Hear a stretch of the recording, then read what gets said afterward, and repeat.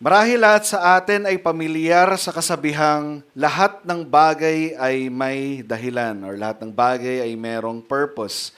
At noong bata pa ako, dahil medyo deprived ako sa laruan, halos lahat ng nakikita kong bagay ay ginagawa kong laruan. Figurine, ipit ng sampayan, to be exact. Yung ipit ng sampayan, ina-assemble ko iyon hanggang sa maging robot. Nagagamit ko siya sa ibang paraan, paglalaro. Pero alam ko na hindi yon yung tunay niyang purpose or layunin or reason kung bakit ginagamit yung ipit ng sampayan. Hindi siya laruan primarily. Ang ipit ay para sa sampayan, mga damit. Ganoon din sa ibang bagay. Ang martilyo ay para sa pamukpok ng pako, pangkarpintero, hindi siya pwedeng pamukpok ng ulo, kundi putok ang ulo kapag ganon. Hindi siya pwedeng gamitin pang disiplina. Ang suklay ay para sa buhok. Ang sapatos ay para sa paa. At marami pang iba. The list goes on and on and on. At napansin natin ito noong naging malinaw na sa atin ang purpose ng mga bagay na ito. Mas nagkaroon tayo ng clarity at freedom kung paano sila gamitin. Hindi dahil nabago yung bagay, kundi dahil naging malinaw yung purpose ng isang bagay. So, mga kapatid, ganito rin ang sitwasyon sa kautusan ng Diyos noong panahon ng mga taga-Galasya. Sa kanilang kaisipan, ang kautusan ay tila may conflict sa promise, may conflict sa pangako ng Diyos. Kaya sa ating pag-aaral ngayon, minabuti ni Pablo na sagutin ang isang mahalagang tanong. Ano ngayon ang silbi ng kautusan?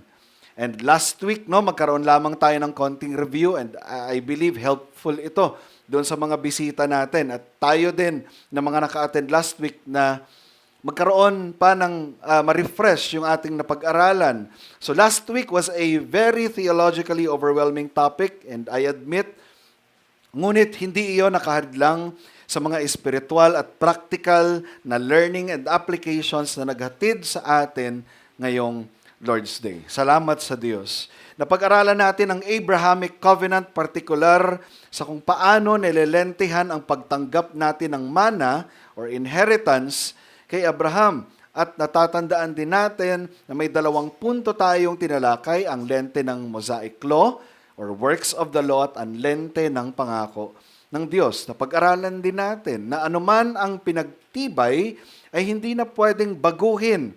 Totoo ito sa human standards, mas lalong totoo ito sa Diyos o yung tinatawag nating argument from the lesser to greater. Natutunan natin na ang Abrahamic Covenant was initiated in Genesis 12 as a promise, pangako pa lang muna. Then we know na ito ay formally na-establish na covenant o tipan sa Genesis 15 no nagkaroon na ng mga formal sanctions. And again, ano nga itong mga sanction na ito? Kung ating re-reviewin, a sanction, ito po ay sumpa or curse na naka-attach to breaking the covenant. It answers the question, ano ang mangyayari if ang tipan ay na-violate o hindi nasunod ng mga partido? So yun po yung sanction. Nalaman natin last week na sa covenant ceremonies, normally both parties would walk between the pieces. Itong pieces, ito yung animals cut in half, laid opposite each other as a solemn act declaring in effect, may what happened to these animals happen doon sa nanunumpa. Okay? Na tinatawag. Pero sa konteksto ng Diyos na siya lang yung nangako, ang tawag naman dito ay self-maledictory oath. Na ang ibig sabihin, dahil wala nang mas mataas pa kaysa sa kanya, nangako siya sa kanyang sarili. At dahil nangako siya sa kanyang sarili, nangangako siya na kung hindi matutupad itong pangako niya, sumpain nawa siya. At doon nanggagaling yung confidence natin, kung maaalala natin, sapagkat alam natin na yung Diyos ay hindi niya babaliin yung kanyang pangako dahil siya ay katotohanan, No, siya ang daan, katotohanan at ang buhay. Hindi siya nagsisinungaling. Kaya kahit na merong nag-i-exist na self-maledictory oath, hindi nangamba si Abraham sa covenant ng Diyos sa kanya. Hindi nangamba si Abraham na, Lord, baka hindi mo yan matupad. Hindi. May confidence si Abraham na nakikinig doon sa pangako na iyon. At sa ating teksto ngayon, binibigyan naman ng diin ni Pablo ang layunin ng batas since Paul already made it clear sa kanila that number one, justification is by faith. Nagiging matuwid tayo sa pamamagitan ng biyaya lamang. Number two, the promise came before the law. And then third, the law cannot nullify the promise. So Paul asked them this question sa verse 19. Why then the law? Ano ngayon ang silbi ng kautusan? Kaya ang layunin natin ngayong umaga, and I believe ito rin yung layunin ni Pablo sa kanyang mga audience noong time niya, ang maunawaan natin ang tamang layunin at relasyon ng kautusan at pangako para malaman natin ang wastong paggamit nito sa buhay natin, mga mananampalataya ayon sa Ebanghelyo.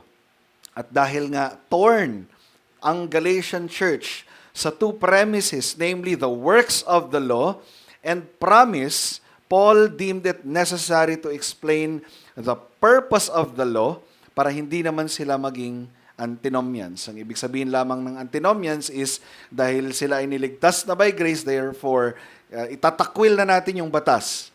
Kaya ipinapaliwanag ni Pablo, yung merong purpose ang kautusan.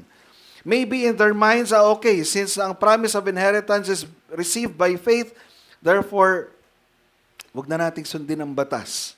So maglilid pa rin ito sa another extreme. And I believe, problem rin ito na maraming churches ngayon, ang maling understanding sa purpose at maling understanding sa purpose ng law at maling understanding ng pangako ng Diyos sa New Testament church. Kaya magtataka ka, bakit ang daming naniniwala doon sa phrase na once saved, always saved, pero ang titindi nilang magmura. Well, the truth of that premise is there, no? Yung premise na yon ay may katotohanan doon na once ikaw ay naligtas, of course, hindi mawawala ang iyong kaligtasan. But unfortunately, ito ay nalilentehan sa maling pangunawa ng batas. Na totally, hindi na natin ito kailangan kasi niligtas na tayo sa pamagitan ng biyaya. Hindi. Ito yung isisik natin ngayong umagang ito. Ito yung pag-aaralan natin. At may nakausap rin ako. For them, hindi na necessary ang pagko-confess ng sins. Dahil pinatawad na daw sila ng Diyos, past, present, future. While, again, the premise is true. Pero mali yung application. Another misunderstanding of the promise. So misunderstanding of the law and then misunderstanding of the promise. Kaya ang mensahe na nais kong ihain sa inyo ngayong umaga, ang sukdulang layunin ng kautusan at ng pangako ay ang kaluwalhatian ni Kristo. Kaya't ang ating paggamit ng kautusan at ang ating pagtanggap ng pangako ay kailangang nakatuon kay Kristo.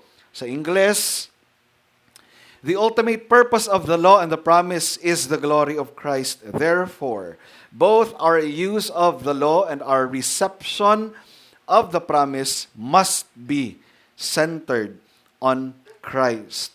Kung susuriin nating maigi ang teksto, makikita natin na si Kristo ang sentro ng promise at kautusan. Ang pangako at ang kautusan ay parehong nakaturo kay Kristo. Pero nakikita rin natin kay Pablo yung seemingly logical conflict ng law at ng promise sa mata ng kanyang mga first century hearers. Mga church sa Galatia or the church in Galatian. Meron itong tension sa kanila at iyan yung susubukan nating iresolba ngayon. At tulungan nawa tayo ng Diyos na makita ang kanyang kaluwalhatian sa harmony ng law at ng promise. Kaya para sa ating dalawang punto, Number one, the tension of the law and the promise. Second, the harmony of the law and the promise. Paul started with, why then the law? Ano ang silbi ng kautusan? Mahalaga na ma-remind tayo sa context. Paul is still referring to the Mosaic law which came 430 years after the promise. And when Paul asked that question, hindi ito something na curious si Pablo sa magiging sagot nila. Rather, an anticipated objection na common sa writing ni Paul. Nagkakaroon kasi, again, ng logical tension ang purpose ng kautusan because if the law does not justify or kung ang batas ay hindi daw magiging matuwid, hindi sila magiging matuwid dito and does not define inheritance, hindi ma-achieve or marireceive yung inheritance sa pamamagitan ng law-keeping, bakit ibinigay yun ng Diyos? And that's the tension. Marahil ang nasa isip siguro ng mga Judaizers ng panahon nila, by the way, again, itong mga Judaizers na ito, sila po yung mga Hudyo na naging Kristiyano, na nagprofess ng faith kay Christ sa Church of Galatia. Ang unfortunate lamang sa kanila is, para sa kanila, hindi sapat yung pananampalataya, kailangan mo munang magpatuli. Kaya hinihikayat ng mga Judaizers na ito, mga Jewish believers, na ang mga Gentile believers ay magpatuli para sila ay maging ganap na Kristiyano. Pero malinaw ang itinuturo sa Aklat ng Galatia, sa chapter 1 pa lang, na hindi sa pamamagitan ng ethnicity ang kaligtasan, kundi sa pamamagitan ng pananampalataya lamang kay Kristo. Okay? So marahil ang nasa isip ng mga Judaizers, sila ay naglalakbay at mayroon silang hawak-hawak na mapa. Sa mapa na iyon, malinaw ang pangako at malinaw din ang daan na tatahakin para makarating sila doon. Kaya hindi nakakapagtaka kung bakit works of the law ang kanilang interpretation doon sa batas. Sa isip siguro nila, sila ang driver or kung naglalakad man sila, sila ang sumusunod sa mapa. At dahil sa kanilang pagsunod, nararating nila ang kanilang paroroonan. At sa finish line, nandoon ang flag of inheritance. Sa ganitong pananaw, it makes sense nga naman ang sarili kong lakas ang dahilan kung bakit naabot ko yung flag of inheritance sa peak ng mountain. Ngunit dito malinaw na binabasag ni Pablo ang kanilang assumption or logical assumption. Ipinapakita ni Pablo na hindi kailanman ibinigay ang Mosaic laws bilang mapa papunta sa pangako. Kaya naging malinaw si Pablo sa purpose ng Mosaic law kung bakit ito ibinigay sa kanila. According to John Calvin sa book ni Philip Ryken, there are at least 3 uses of the law. Number 1, mag-expose ng kasalanan. Number 2, mag-restrain ng evil para hindi gumawa ng additional na kasalanan. And number 3, in Christian holiness or Christian living. And let's observe kung paano ang usage ni Pablo dito sa context na ating pinag-aaralan. Hindi niya sinabing to restrain transgression sa verse 19. Hindi niya sinabing to restrain transgression or to remove transgression or to produce righteousness. Ang sinabi niya, because of transgression. Because of transgression.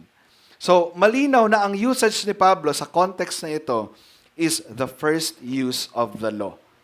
To reveal and expose sin.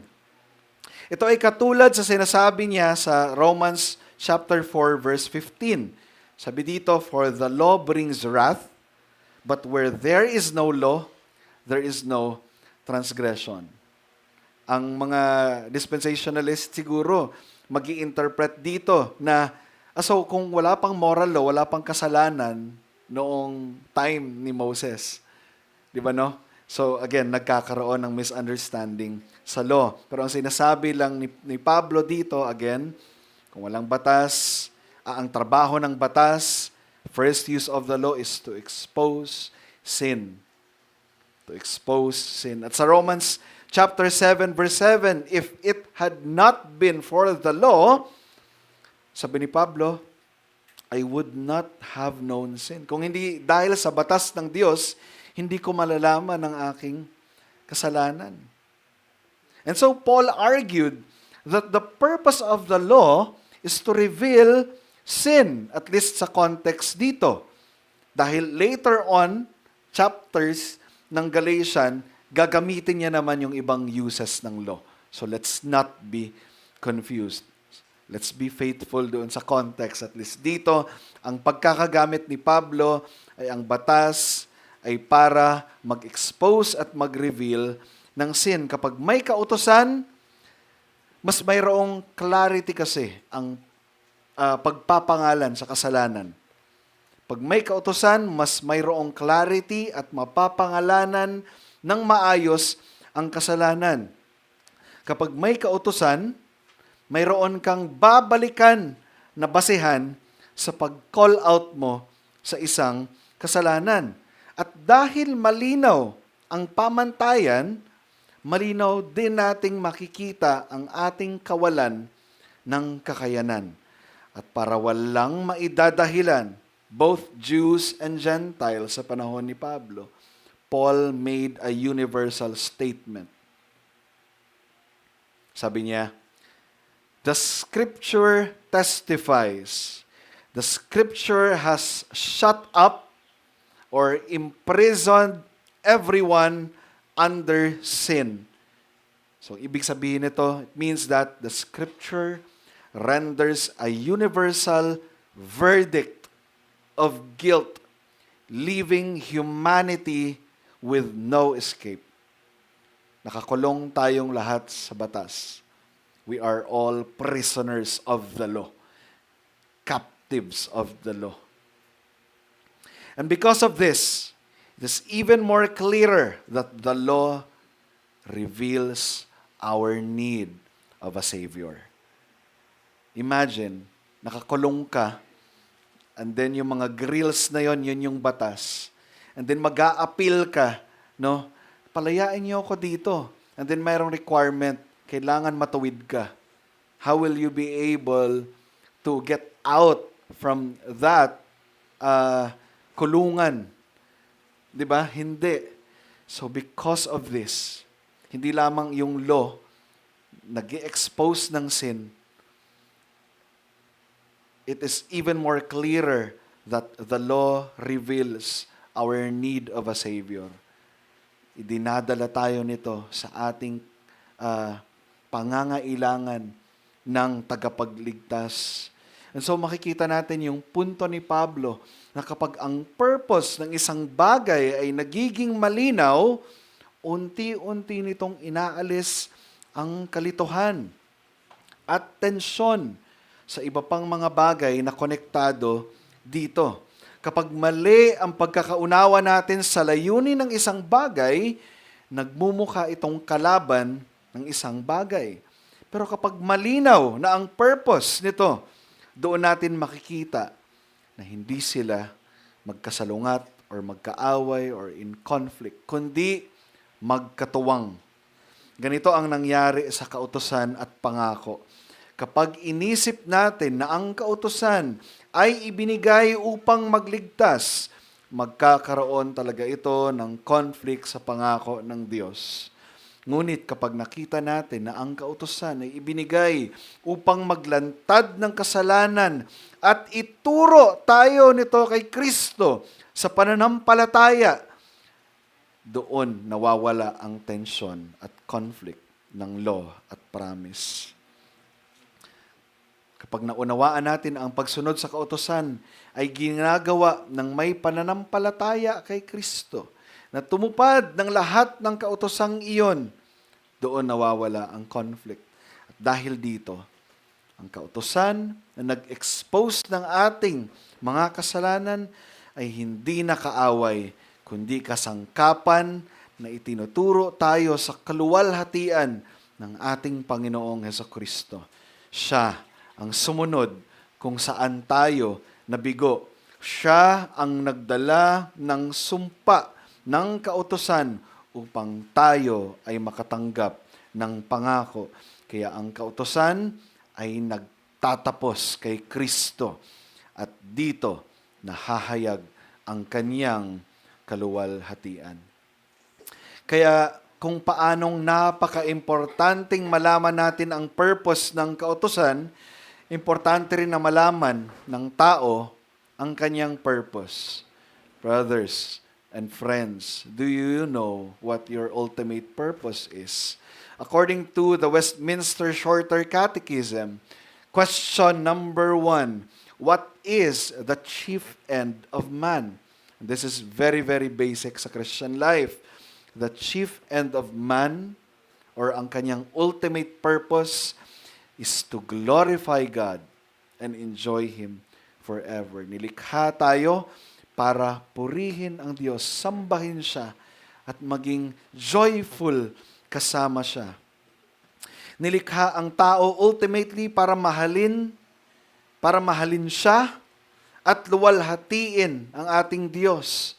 And I agree with Pastor Eli sa sinabi niya sa kanyang preaching, ang Lord's Day, ang greatest good and highest purpose ng tao.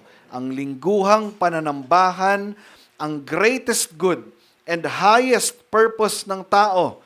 And I hope that the law has served its purpose sa buhay nating lahat noong tayo minsan kinonfront ng kautusan, the Ten Commandments na binasa sa atin kanina ni Brother Stephen. Naway na-expose din yung ating mga kasalanan doon. At ang kautusan sa fourth commandment is to honor and keep the Sabbath or Lord's Day holy. Marahil yung iba sa atin, ang tagal na nanalangin na magkaroon sila ng trabaho, kaya nagtrabaho sila na nagtrabaho hanggang sa hindi na nila namamalaya na nagiging alipin na sila ng pera. Mga kapatid, hindi ka nilikha para sa pera. Hindi ka nilikha para magtrabaho ng magtrabaho. Hindi ka nilikha para magnegosyo ng magnegosyo. Nilikha ka para sa Diyos. Nilikha ka para kay Kristo. Kaya para kay Kristo ka. At kapag naging malinaw sa atin ang layunin natin sa mundong ito, to glorify God and enjoy Him forever, mamumuhay tayo ayon sa pagkakalikha at pagkakatawag sa atin ng Diyos. Kung nais mong parangalan at sundin ang Diyos, mga kaibigan, mga kapatid, hindi tayo ang masusunod. Lalong-lalo na sa araw ng pananambahan. At sinabi ng Diyos na ganito, mo ako mahalin. Sinabi ng Diyos, ganito mo ako mahalin. Sundin at paglingkuran mo ako. Honor the Sabbath and keep it holy. Kung totoo na sinasabi natin na mahal din natin ang Diyos, hindi ba't marapat na tanungin natin siya, Lord, paano ka namin mahalin? At sinasagot tayo ng Diyos, ganito mo ako mahalin. Ipangilin mo ang araw ng pananambahan. Our chief end is to worship God in joyful obedience. And once we are excellent on this, we will be excellent to other lesser things like informal fellowship at sa iba pang mga bagay. Brothers, glorify God and enjoy Him forever. That is your ultimate purpose. Para sa ating pangalawang punto, the harmony of the law and the promise. Based sa ating nakaraang pag-aaral, naunawaan natin na fully abrogated na ang Mosaic Law, at least sa time natin ngayon, no? And to clarify, hindi ito yung essence ng Ten Commandments at ng judicial law.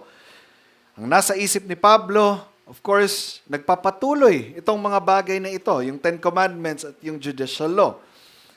Ang nasa isip ni Pablo na fully abrogated na yung mga positive ceremonial laws gaya ng pag-aalay ng mga hayop, pagtutuli, dietary laws, at iba pang mga temporary laws sa Mosaic Covenant or Old Covenant. Kaya mapapansin ninyo, sa worship natin ngayon, walang may dalang hayop para katayin sa harapan natin dahil yun nga ay tinapos na, fulfilled na ng ating Panginoong Hesukristo.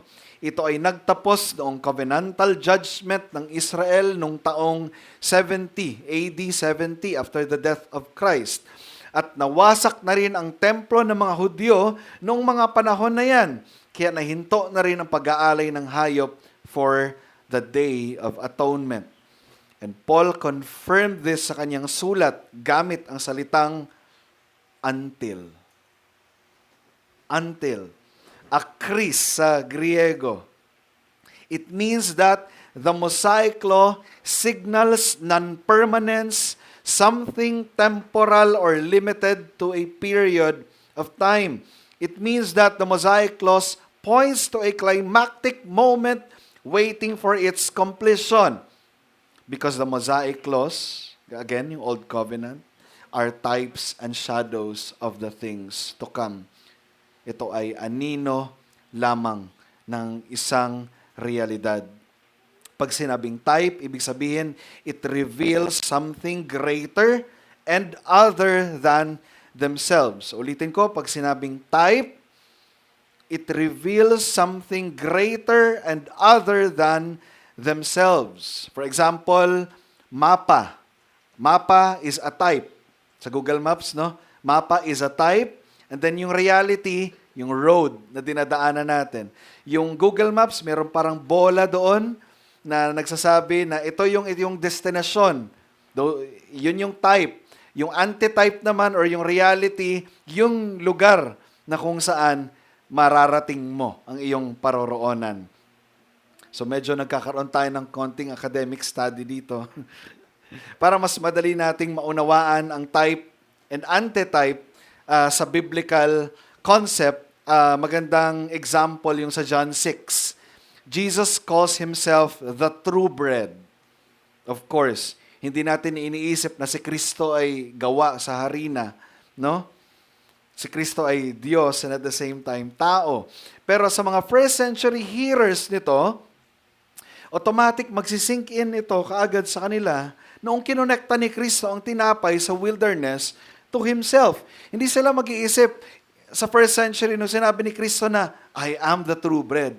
At mag-speculate sila na, oops, si Jesus gawa sa harina. No. Gets nila kaagad yon. Hindi sila nagdadalawang isip doon. Sabi naman ni Paul sa Colossians 2:17, these things, referring to the Mosaic laws, these are a shadow of the things to come, but the substance belongs to Christ. The Jewish Mosaic laws look forward to Christ. And so the promised offspring in verse 19 sa ating teksto ngayon, si Hesukristo, siya ang katuparan ng mga anino ng Mosaic laws or yung tinatawag nating antitype. So yung type, Old Covenant, antitype simply means fulfillment. Shadow, Old Covenant, substance, katuparan. Okay, so what are those types and shadows para mas lumawak at ma-inform tayo sa Old Covenant typology, sacrificial system. Ang paghahandog ng hayop ay paulit-ulit dahil hindi ito kayang alisin ang kasalanan. Kaya nang dumating si Kristo, hindi na kailangan ng ibang handog. Tinupad niya ito sa kanyang minsan at magpakailanmang sakripisyo. Passover, ang dugo sa pintuan na ipinapahid ay pansamantalang nagliligtas sa hatol. Ngunit ang dugo ni Kristo ay ganap na nagliligtas. Lahat ng kanyang tinubos ay nilampasan na ng hatol ng Diyos. Pangatlo, the Day of Atonement. Ang araw ng pagtubos ay inuulit-ulit taon-taon dahil hindi ito sapat. Ngunit si Kristo ay pumasok minsan sa most holy place. Dala-dala ang kanyang sariling dugo. Sabi sa Hebrews 9:12, He entered once for all into the holy places, not by means of the blood of goats, type, and calves, but by means of His own blood, antitype. Blood of goats, shadow, His own blood, or Christ's own blood, antitype, or fulfillment. Thus securing an eternal redemption. At doon, tinapos niya ang hindi kayang tapusin ng kautusan. Pang-apat, priestly duty. Ang pagkapari ay nagtuturo na kailangan ng tagapamagitan, ngunit itinuro rin nito na hindi sapat ang tao bilang maging tunay na tagapamagitan ng Diyos at ng tao. Kailangan si Kristo na Diyos na tao din. At ang ibig sabihin ni Pablo, nang sabihin niyang ang kautusan ay ibinigay lamang until the offspring came, ito ay nagtapos noong dumating si Kristo bilang great high priest, bilang pag-aalay, bilang dugo ng Passover, bilang day of atonement. And so we see that the law and the promise are not in conflict at all. The law was given in connection with the promise, waiting for its fulfillment. Actually, naghahanap talaga ako ng tamang adjective dito. Kung yung pangako ba ay embedded doon sa mga laws. Kasi naka-foreshadow lahat sa laws yung pangako eh. So, wala akong mahanap na adjective. Ang ginamit ko na lang is yung connection. The law was given in connection with the promise, waiting for its fulfillment in Christ. The law exposes sin, but the promise provides salvation. The law shuts every door, but the promise opens the way. The law reveals our inability, but the promise reveals God's sufficiency. The law never contradicted the promise because it was never meant to replace the promise. It served the promise by showing us why we need it. And when Christ came, that tension was resolved. What the law demanded, Christ fulfilled. What the law exposed, Christ covered. What the law could never give, Christ freely gave. So the law and the promise, friends and brothers, they are not enemies. They meet in Christ. The law exposes our need of Christ, our need for Christ. The promise leads us to Christ, and in Him, the law and the promise are brought together in perfect harmony for the glory of Christ. At dahil mahalaga ang tamang pangunawa sa purpose ng batas at harmony nito sa pangako, nais kong immortify ang sin of imagining sins and denial of one's own sin. Again, sin of imagining sins and sin of denial of one's own sin. Unahin ko yung sin of imagining sins.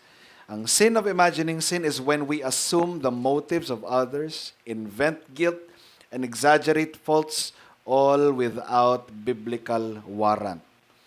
Kundi galing lang mismo ito sa ating kaisipan, minsan or madalas in the guise of so-called discernment.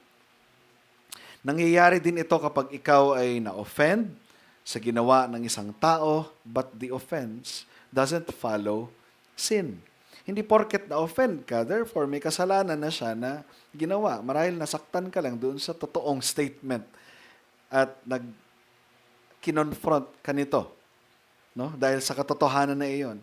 Tandaan natin na ang batas ay reflection ng matuwid na katangian ng Diyos. At ang trabaho ng batas ay i-expose ang kasalanan ng tao. Pero kung nag-i-imagine ka na ng kasalanan ng isang tao, partikular sa iyong kapatid sa pananampalataya, then inilalagay mo ng iyong sarili sa judgment seat ng Diyos. Hindi mo lang siya nais pantayan, kundi nais mo lang din siyang higitan. At hindi mo na rin nakikita ang iyong kapatid bilang kapwa, tinubos ni Kristo, kapantay. Tinitignan mo na rin siya bilang mas mababa sa iyo. Kaya even ang pagpapangalan ng kasalanan, dapat mayroon itong tunay na pag-iingat. Matuto tayo na pangalanan palagi ang kasalanan base sa kautusan. Kailanman, hinding-hindi magiging totoo ang pagpapangalan ng ating mga kasalanan or kasalanan ng iba kung hindi ito nakabase sa kautusan. Dahil ang kasalanan na hindi mo kayang pangalanan base sa kautusan ay maituturing lang na pambibintang. Ang kasalanan na hindi mo kayang pangalanan base sa kautusan ay hindi mo rin kayang patayin. So kapag hindi mo kayang pangalanan ang kasalanan base sa kautusan, number 1, mahuhulog lamang ito sa pagbibintang. Number 2, hindi mo siya kayang patayin. Pero paano kung kaya namang pangalanan ang kasalanan, pero in denial pa rin siya dito? Or in denial tayo dito. Sasama ko yung aking sarili, syempre. So nais ko rin i-address ang sin of denial of one's own sin. Wala akong mahanap na shorter term dito. Pasensya na. Ang mga features nito ay may awareness sa pangalan ng kanyang kasalanan, nararamdaman niya ang conviction nito, pero nire-refuse niyang i-admit at i-confess. Sa madaling salita, sinisir niya o pinipigil niya, sinosuppress niya ang kanyang konsensya. Tandaan natin na isa sa mga purpose ng kautusan ay i-lead tayo sa pagsisisi. Tandaan natin. Tandaan natin yun. Yes, kaya mo ngang pangalanan ng iyong kasalanan, pero kung in denial ka sa iyong paggamit at pag-confess, hindi mo rin mapagsisisihan ang iyong kasalanan. So mga kapatid, pangalanan natin, kung nais natin na pagsisihan at immortify ang ating kasalanan, pangalanan natin siya. Huwag tayong mag-imbento. And number 2, huwag tayong mag-imagine ng kasalanan sa ating mga kapatid. And then number 3, i-admit natin ang ating mga kasalanan.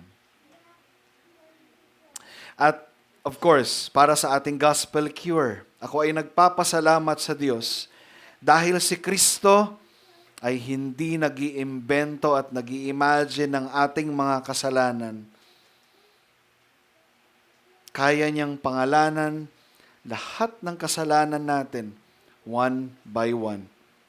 Kahit yung kaliit-liitang detalye ng ating mga kasalanan, mga legitimate sins na maituturing natin na maliit, o di kaya hindi na natin tinuturing na kasalanan, salamat dahil si Kristo kaya niyang pangalanan yung ating kasalanan. Dahil siya ay all-knowing. At dahil dyan, ang response natin ay pagpapasalamat doon sa knowledge, exhaustive knowledge ng ating Panginoong Jesucristo na kayang magpangalan ng ating kasalanan. Dahil kung hindi kayang pangalanan ni Kristo isa-isa ang ating mga kasalanan, wala tayong kapatawaran. Therefore, our response ay hindi denial at hindi invention, kundi prayer. And when we pray, hindi tayo matatakot to name our sins. Hindi tayo matatakot to admit, to confess, and to recognize our sins. Because He is our advocate who pleads our case before the Father. And because of this, we know that in repenting of our sins, God is faithful and just to forgive us and cleanse us from all our wickedness. Christ counted all our sins and named them one by one and laid them upon himself on the cross, so that in him we may count our many blessings and name them one by one. Ulitin ko lang mga kapatid, Christ counted all your sins and named them one by one and laid them upon himself on the cross, so that in Christ, in him, we may count as many blessings as we want to name one by one. Paggising, habang nagtatrabaho tayo, habang nag-aaral tayo, habang kumakain tayo, at before tayo matulog, friends, loved ones, hindi ka mauubusan ng pagpapangalan ng blessings one by one, because Christ took your sins, named them one by one, and placed it upon himself. But what about our unbelieving friends? We love you enough to tell you the truth, of course. Nauunawaan namin na mas madaling pangalanan ang mga good things na natanggap ninyo kaysa sa pangalanan ninyo ang inyong mga kasalanan. Marahil ngayon, napapangalanan mo ang eksaktong laman ng inyong wallet, bank account, sukat ng lupa, at lahat ng meron ka na nai-enjoy. Congratulations! Kaya mong pangalanan ang lahat ng yan. Ngunit, hindi yan ang basihan na ikaw ay pinagpapala ng Diyos. Kung wala ka kay Kristo, hindi yan blessings, kundi paghuhukom sa iyo. Sabi sa Matthew 16:26, sabi dito, "And what do you benefit if you gain the whole world but lose your own soul? Is anything worth more than your soul?" And this is a rhetorical question, saying nothing. Nothing is more important than our soul. Remember that Jesus is King, whether you like it or not. He is the lawgiver. And because you are a transgressor, you stand guilty before Him. And because of that, you deserve just punishment. Kaya kung narinig mo ang mensahe ngayon, ang invitation namin sa iyo ay pangalanan mo rin ang iyong kasalanan base sa kautusan. After mong mapangalanan yan, i-confess mo ito at pagsisihan. At manampalataya ka sa ating Panginoong Hesukristo at magkakaroon ka ng tiyak na buhay na walang hanggan. At para sa atin naman, mga mananampalataya, dahil may perfect harmony ang kautusan at ang pangako dahil kay Kristo, nais ko lang din bigyan ng pansin ang harmonious relationship natin dito, at least sa Herb Fellowship. Nais ko lang din bigyan ng pansin ang harmonious relationship natin bilang isang sinisimulang grupo dito sa Imus.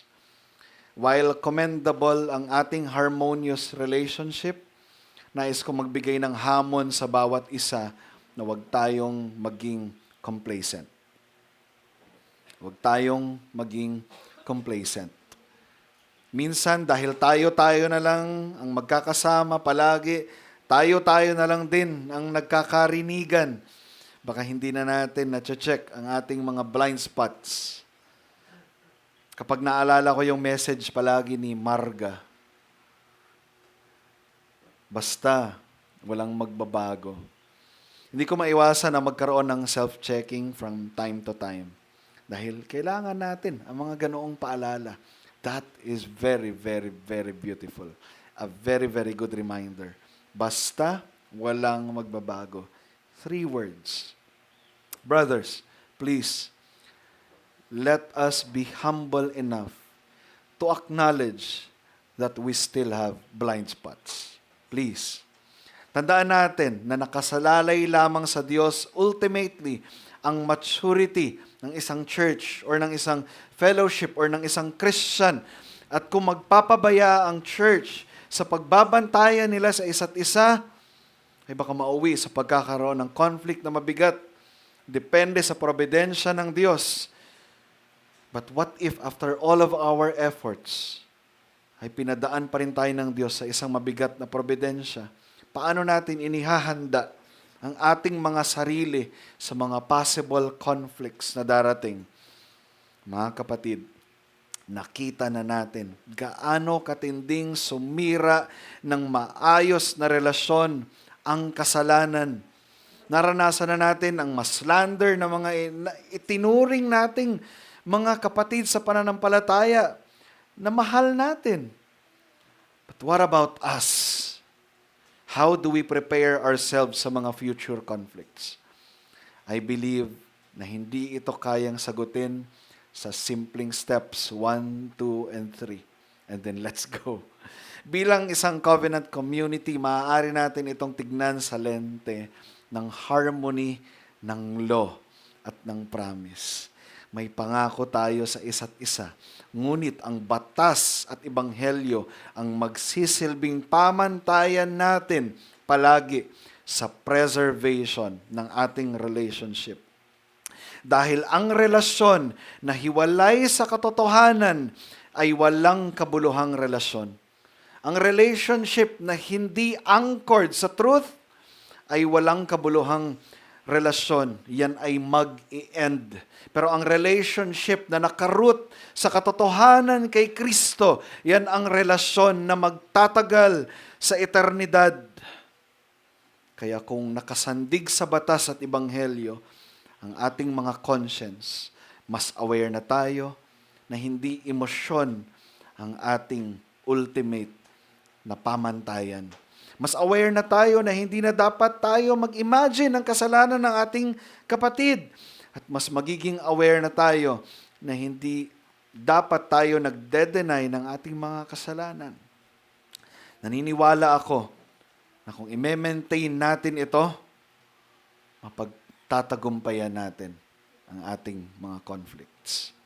Dahil ang tunay na harmony ng iglesia ay hindi nasusukat sa kawalan ng conflict, kundi sa kung paano ito inaayos at napagtatagumpayan bilang mga kapatid na sama-samang nagpapasakop sa pamumuno ng ating hari na si Kristo. Kung paanong naluluwalhati si Kristo sa harmony ng batas, kautusan at ng pangako, luwalhatiin din natin si Kristo ng ating harmonious relationship. And so in this fellowship, ang ini-aim natin na relationship dito sa lupa ay ang larawan na promise, consummation. Doon tayo nakatingin kung saan wala ng sinful conflict, kundi eternal na kagalakan na lamang. At sama-sama nating makikita ang kaluwalhatian ni Kristo sa araw na iyon. We look forward to the final glory. And while waiting for that final glory, we aim na kung ano ang relasyon at unity doon sa eternal glory na iyon. Yun ang relasyon natin dito sa lugar na ito. And if meron tayong ganong thinking, I believe, mga kapatid, ang pagtatagumpayan natin ang anumang conflict na ibibigay sa atin ng Panginoon sa Kanyang providensya. At bilang pangwakas, nais ko lang din gamitin ang ilustrasyon ng isang Kristiyanong naglalakbay. Kung si Pastor Eli ay meron siyang sasakyan analogy, ako meron akong Google Maps analogy. Mga kapatid, tayong lahat ay nasa isang journey patungo sa Celestial City. Kapag tayo ay may pupuntahang medyo malayong lugar, karaniwan ay kailangan natin ng Google Maps or Waze. Nakikita natin ang mapa sa screen ng ating mga cellphones. Pero ang focus natin ay hindi sa screen ng ating mga cellphones. Or else, ano mangyayari? Maaari tayong maaksidente. Kaya mahalaga ang notifications ng Google Maps or Waze. Dahil may boses na nagsasabing, In 300 meters, turn left. In 300 meters, turn right. Make a U-turn. At kung minsan may lalabas na notification, recalculating route. Mga kapatid, ganito rin ang Kristiyanong paglalakbay. Ang ating puso at isipan, by faith, nakatingin sa pangako, tungo sa ating ultimate destination, the celestial city. Ngunit ang ating mga mata ay kailangan nakafocus rin sa kasalukuyang dinadaanan natin para makita natin ang mga lubak-lubak sa kalsada. At dito, pumapasok ang ating mga kapatiran sa pananampalataya. Ang bawat isa sa atin ay may purpose. Tayo yung mga notifications sa Google Maps sa biyahe natin sa isa't isa. May mga pagkakataong tayo ay nagbibigay ng paalala kung kailan mag-turn left at kung kailan mag-turn right at kung kailan mag-U-turn. May mga pagkakataong tayo ay nagbibigay ng paalala sa ating mga kapatid kung kailan mag-recalculate ng route. Pero alam ninyo, mga kapatid, minsan, naiingayan tayo sa mga notifications. Kaya ang ginagawa natin, hinihinaan natin yung volume ng notifications ng Waze. At yan yung ginagawa natin when we refuse to listen to the admonish of our brothers. Minumute natin sila. Kaya ganun kaimportante ang mapa. Yung mapa. Dahil ito ay nagbibigay sa atin ng objective standard kung saan tayo patungo.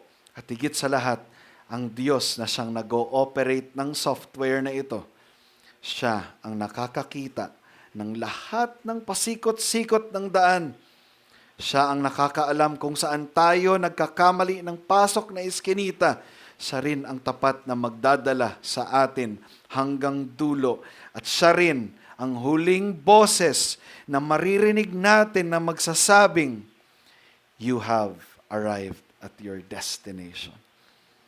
Or sa biblical na language, "Well done, good and faithful servant." Tayo ay manalangin.